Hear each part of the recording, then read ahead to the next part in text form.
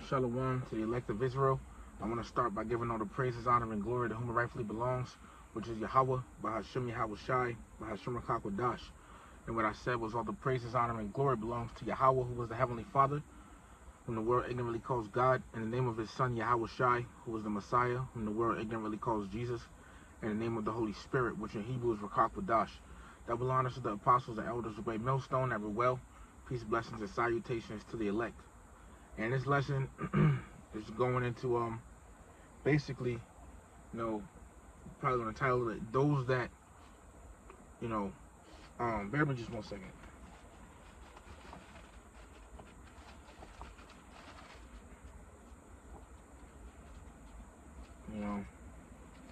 Basically those that trust in Egypt, those that trust in, this modern day Pharaoh, you're gonna fall, man. Okay, it's gonna be, it's not gonna be what you expect. Okay, because we understand that today, now we understand that America is a new modern day Egypt, right? America is the new modern day Egypt. Let me get that real quick. This is the book of Revelation.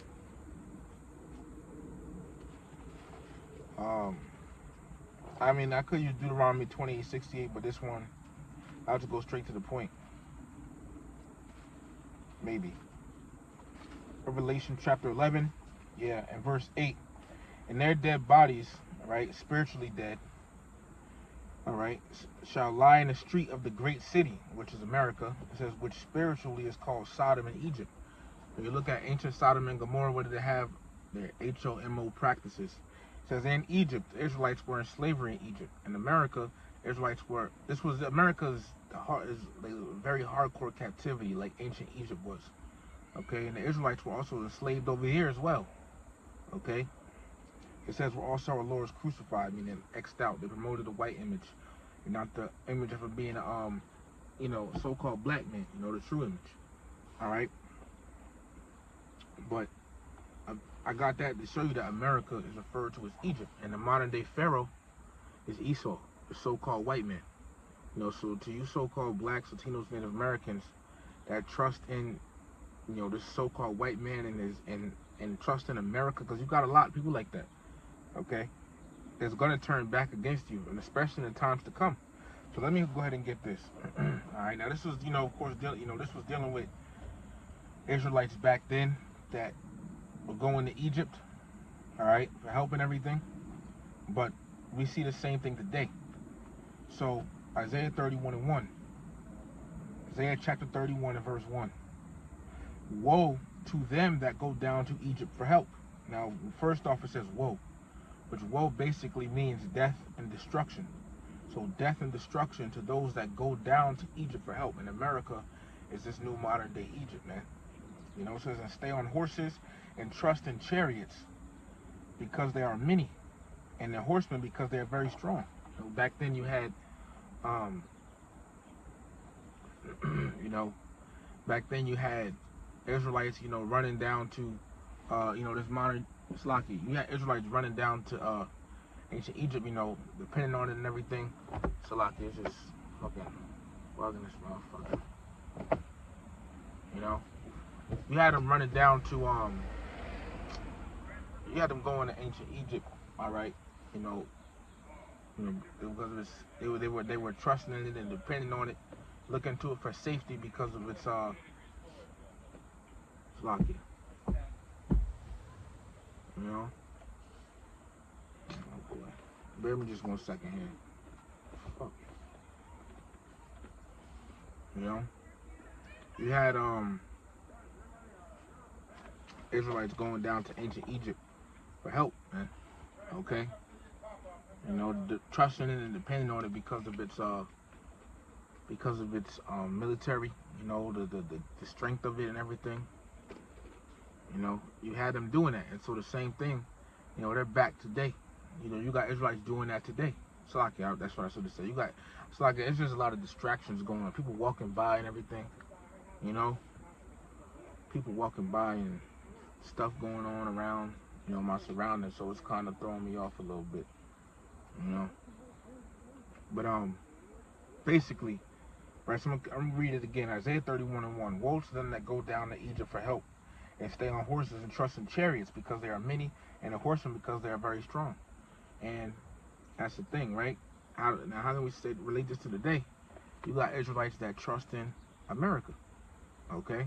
They trust in America because of the so-called might of it, you know. And then especially when Jacob's trouble happens, you know, when there's chaos and lawlessness in the streets, they're gonna run down to you know, their nearby concentration camps or whatever, you know.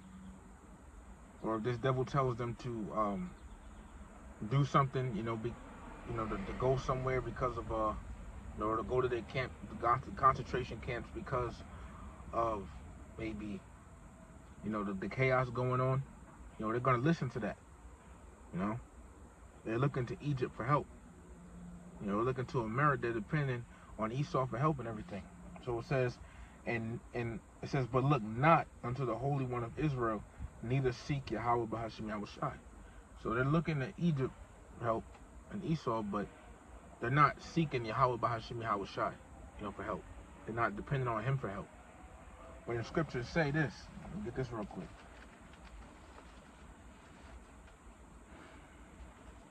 This is the book of Psalm.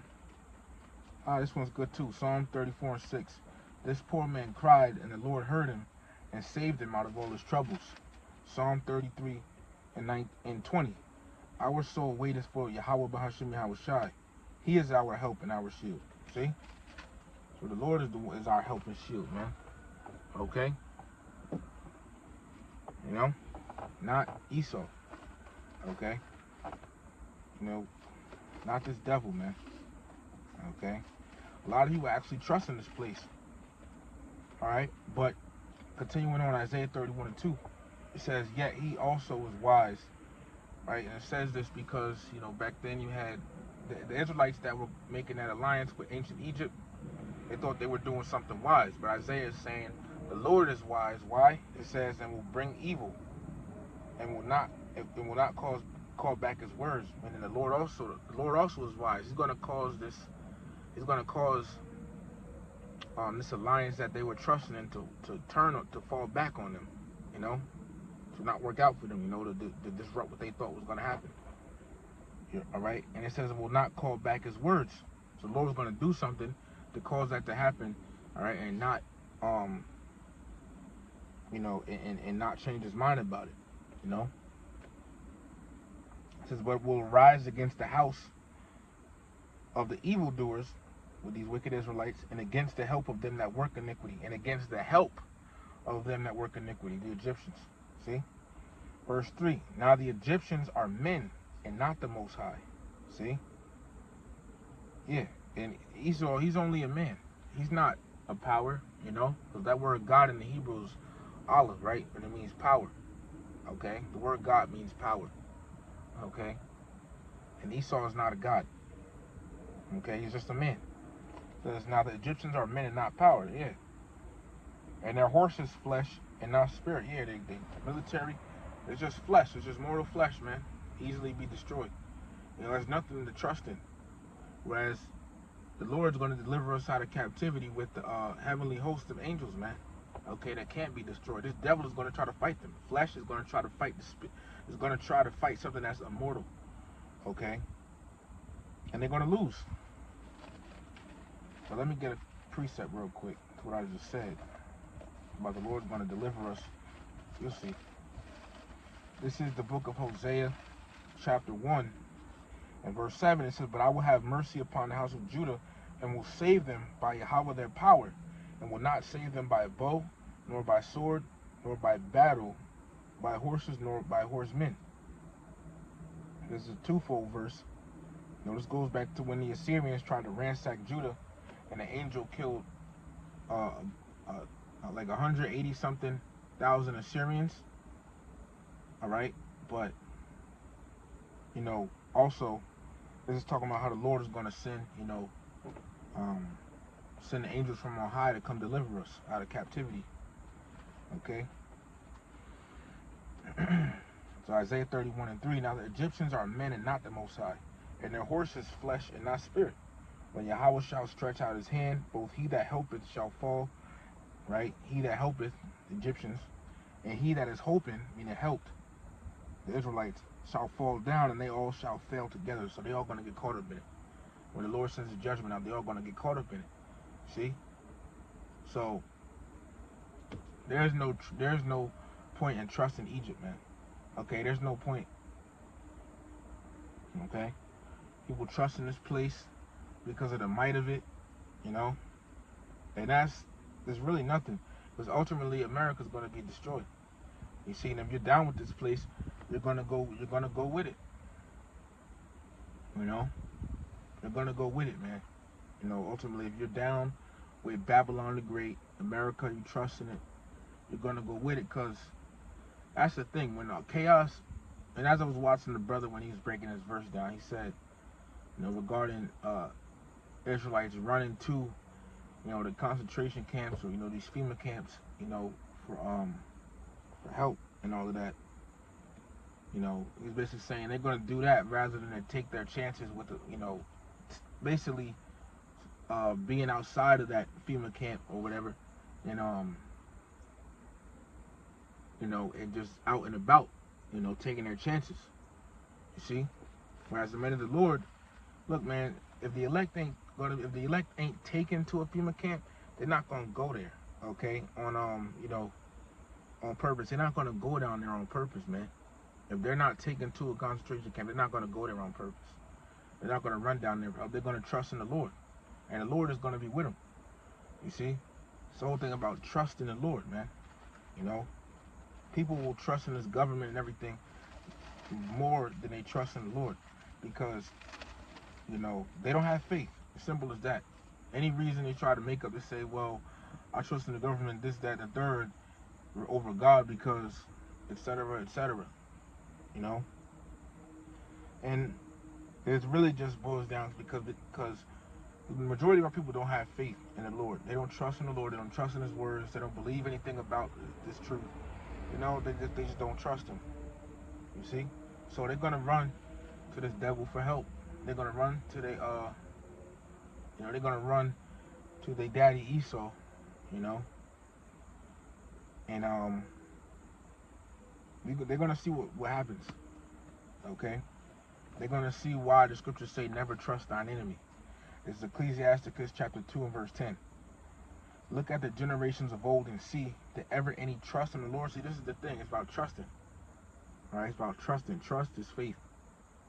Okay, and meanwhile, you know, because when this thing goes down, the elect are gonna have it to where they're gonna be able to trust in Yahweh Bahashim Yahweh Shai, because of all the trials and tribulations you've been through. When you actually go through it, you know, endure it, which when you look it up on Edom Online, it means to make hard. So when you go through your trials and tribulations, all right, and you see the Lord brought you through it, that increases your trust with Yahweh Bahashim Yahweh Shai. See, so now it's like, you know, it happens again, then, you know, it's like it's nothing. Or when you catch some hell again, it's like, you know, all right, I've been through this. Now what? The Lord going to get me out of it. You see, your faith starts to grow, and the Lord wants you to have faith. All right, Yahweh Bahashim Yahweh Shai wants you to have faith. But this is Ecclesiasticus 2 and 10. Look at the generations of old and see, did ever any trust in the Lord and was confounded? No. Or did any abide in his fear and was forsaken? No. Or whom did he ever despise that called upon him? Nobody. You read the accounts of old and see how the Lord was always there for his men. Okay, he was there to protect them, provide for them, get them through certain difficult circumstances.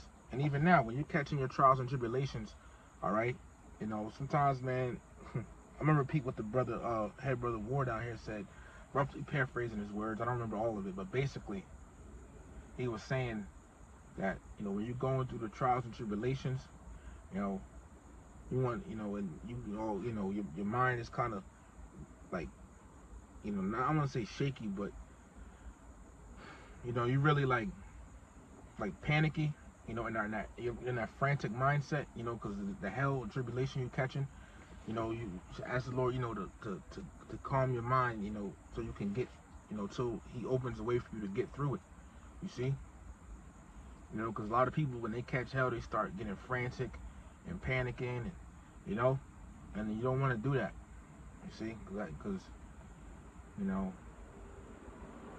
I guess one thing, to be, upset about it, but it's another thing, to panic, because it's like you don't have trust. You see, when you have trust and faith, you're secure. You see, when you're talking to a woman, right? Brothers that know what I'm talking about. If you're not secure or whatever, you or as they say, you're not secure because in talking to them, you know, basically, let me say it again. If for brothers that understand what I'm saying, if talking to a woman and stuff like that, right? She might call you insecure if she, finds you being nervous, looking away, you know, fumbling over your words, sweating or fidgeting, you know. She might call you insecure. Why? Because you don't have enough trust in yourself. You don't have no confidence. Confidence goes into trusting. So, con with fidence meaning belief, as a brother Shar says, when you're talking to a woman and things like that, you're secure, when you're confident about yourself, trusting that you got everything down. You see, so in like manner, when you're going through hell and everything and you kept being frantic and, panicking, stuff like that, now I mean, I understand if your life is in danger, of course you're going to feel that franticness. Brothers are going to feel that during Jacob's trouble, but nevertheless, they're going to trust in the Lord, you see. They're going to trust in Yahweh Bahashim Yahweh Shai. This woman over here, slacking for the background, but that's just what it is. Okay? And, that's a beauty in that, because it's like, not to kind of go off topic, but, when you're going, we're learning how to overcome hardships in the truth. You see? We're learning how to overcome hardships, which a lot of people in the world can't handle. They rely on this, that, and the third. They really put all this energy and soul into it, and especially into this place, America. So when this place collapses, like I was saying, people are going to run down there, but the elect are going to, trust in the Lord and take their chances, being out and about, basically, while the chaos is going down. It's like it. Fucking flying this motherfucker. Alright?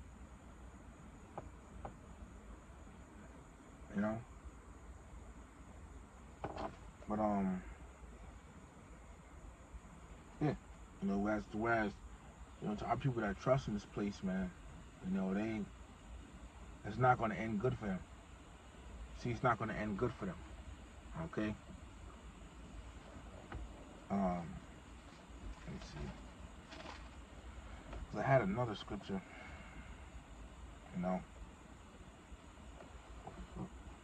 it's blocky. People are trusting anything else but Yahweh Bahashim Yahweh Shai, man. It's crazy. People are trusting anything but the Lord. You see?